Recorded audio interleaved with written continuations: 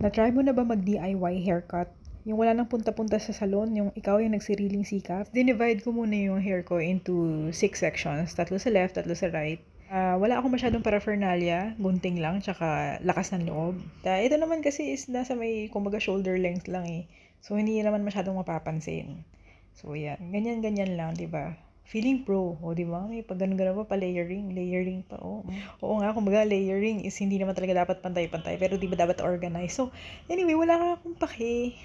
Kailangan ko na talagang umikli yung buhok ko. Okay, linis muna tayo, tapon na natin yan. So, nag-blow dry muna ako para naman somehow makita ko yung effect, di ba? Makita ko yung result ng mga pinagagawa ko dito sa buhok ko, di ba? So, tingnan natin kung effective tong kalokohan ko. As you can see, medyo pabilog pa siya sa baba. And ayoko maging parang mushroom. Kasi kapag kapantay-pantayan, magbubuhaghag yan eh. Siguro yung mga ibang hairstylist dito na nanonood parang, ano ginagawa mo? Hindi pa tayo happy. Actually, kung gusto mo numipis sa hair mo, tumira ka sa Dubai.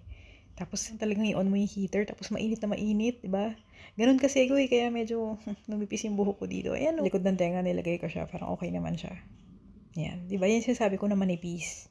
So, ayun, ito habang ini-edit ko, nakikita ko na parang, ayun, may mga sobra doon na dapat magupit yun.